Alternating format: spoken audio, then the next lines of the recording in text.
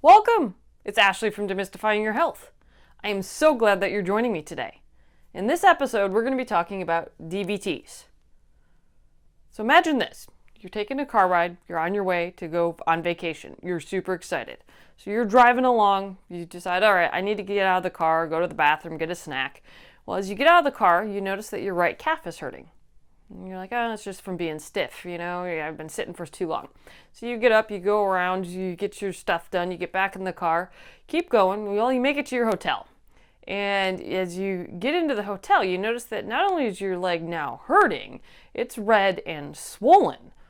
What is going on? What's happening to your leg? Let's find out. DVT means deep vein thrombosis. And it's a blood clot or thrombus that forms in one or multiple veins. And it usually happens in the legs, especially the calves, but it can happen anywhere within your body. And it's caused by anything that prevents blood from circulating normally. So some risk factors would be sitting for long periods of time, such as riding in a car or riding on an airplane. Certain conditions like having heart failure, certain medications like birth control pills, being overweight, smoking, being pregnant, or being over the age of 60. Obviously, the more risk factors you have, the greater your chances are of developing a DVT. And the reason why your calves are more likely to have them than not is because of the fact your calves naturally help with blood circulation. As you're up and moving around, it helps pump up the blood from your lower body into your upper body back to your heart. So when that's not occurring, such as if you're sitting for a long period of time, your blood actually starts to pool in your lower legs. Well, when your blood isn't moving, that's when it starts to clot. So that's why when you sit for long periods of time, it's a little bit of a concern, especially if you have any of the other risk factors.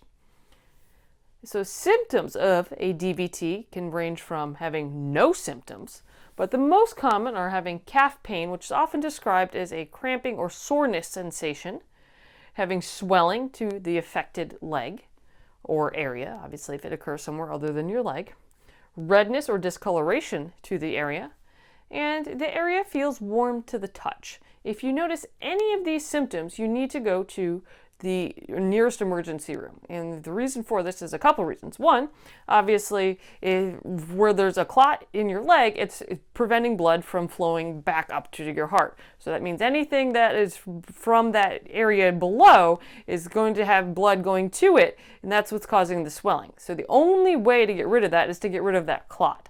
And the only way to do that is by going to the hospital. Other big concern with a deep vein thrombosis here is that obviously there's a clot somewhere in your body. So if a portion of that breaks off, it can travel through your bloodstream. And it can result in a number of complications, such as a heart attack, if that blood clot chunk ends up in your heart cells or in your arteries, so that would be a problem. If it travels to your brain, then obviously you can end up having a stroke. But the primary concern, because obviously as blood's returning to the heart, then it's getting pumped out. Where does it go first? To your lungs, because it needs oxygen. So most likely, it's going to end up causing a pulmonary embolism, or a PE. And this is life-threatening because of the fact, obviously, it's blocking blood flow from your lungs. That means your lung tissue starts to die. And that's not good because obviously you cannot take in oxygen and you're not going to be breathing. So if you have any symptoms of a DVT and then have any of these following symptoms I'm about to go over, this is considered a life-threatening emergency and the person needs immediate medical assistance.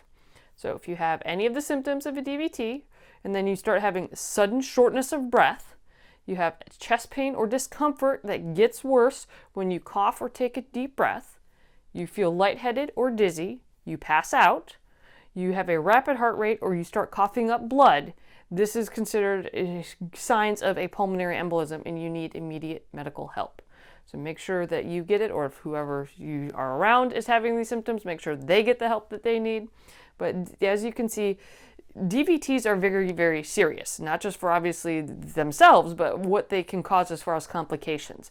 This is why it's very important to know what the signs are and then seek help when you notice them. So let's move on to the treatment section and discuss how we can obviously get rid of a DVT. So when it comes to treating DVTs, there's a couple of goals here. The first is to prevent the clots from increasing in size or breaking off. And then the second is to prevent future blood clots.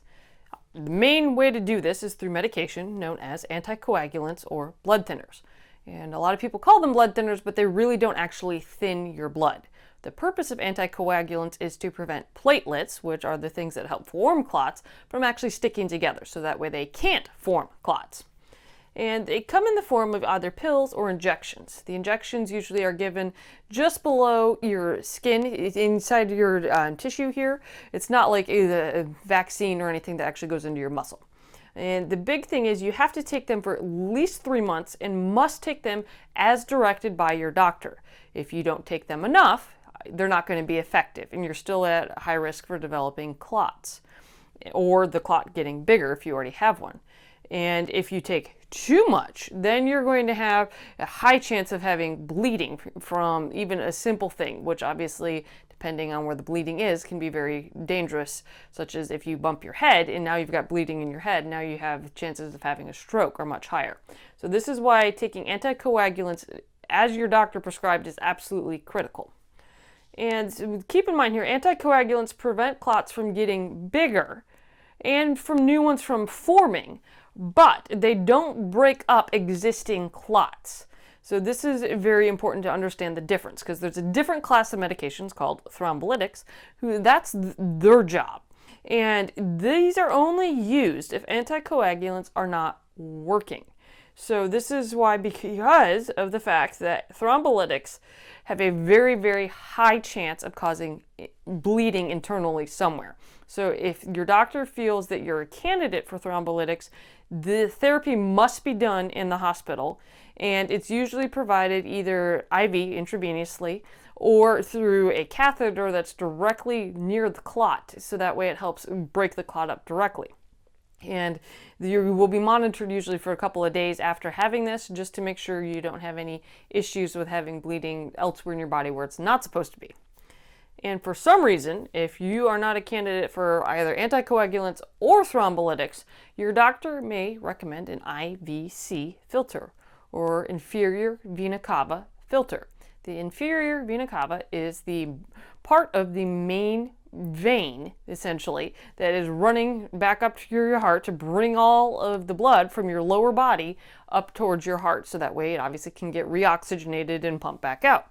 But the big thing is obviously the concern for clots breaking off from the big clot in your leg and then causing problems such as a pulmonary embolism. So an IVC filter is a filter that gets placed in the inferior vena cava. So it sits in your abdomen, which is just in front of your spine. So what your doctor's going to do is, it's a pretty much non-invasive procedure. They run a catheter up from your groin area, usually in one of the veins, and once they get into the right spot in your abdomen, they usually use some form of imaging, x-ray, CAT scan, something like that. And then they put in a filter. And so what the filter's job is, if there's any pieces of the clot from your leg that gets broken off, the filter's supposed to catch it before it makes its way back up to your lungs. So if for some reason your doctor feels that you can't take anticoagulants and you are not a candidate for thrombolytics, then they might recommend the IVC filter. So these are several different options as far as treating DVTs. So there are things that can be done if you have one. Just keep in mind your doctor is going to take in several considerations as far as your overall health, any other health conditions, and all that before recommending which one's best for you. So let's move on now to ways to prevent DVTs from occurring. When it comes to preventing DVTs, there are several things that you can do, but the most important one is avoid sitting for long periods of time, because obviously this causes your blood to pool in your legs, putting you at an increased risk for developing a DVT. And there are several things to keep in mind here, but the big one is you want to get up at least every hour for a few minutes at a time. So it doesn't matter if you're traveling by car, if you're traveling by plane, you're working at your desk, if you're relaxing, you need to get up at least once an hour because this is so important so you don't end up with a blood clot in your legs. Other big thing is, while you're sitting, don't cross your legs because of the fact that obviously this impedes blood flow to your legs. And if you, for some reason, you can't get up, I'm not sure what that would be, but you can't get up, you want to do heel-toe raises. So what this means is, as you're sitting, because obviously you're sitting down, you want to raise your heels up off the ground, and then raise your toes up off the ground, and then go back and forth between the two. And what this is doing is it's helping sort of simulate the movement of your calves from walking. That way it's trying to get that blood pumping back up to where it's supposed to be, your heart. So the big thing with those is definitely do those. Another great tip, especially if you're traveling or you know you're going to be sitting for long periods of time, wear compression stockings. And what these do is they help put extra pressure on your calves to help get the blood being pumped back up towards your heart.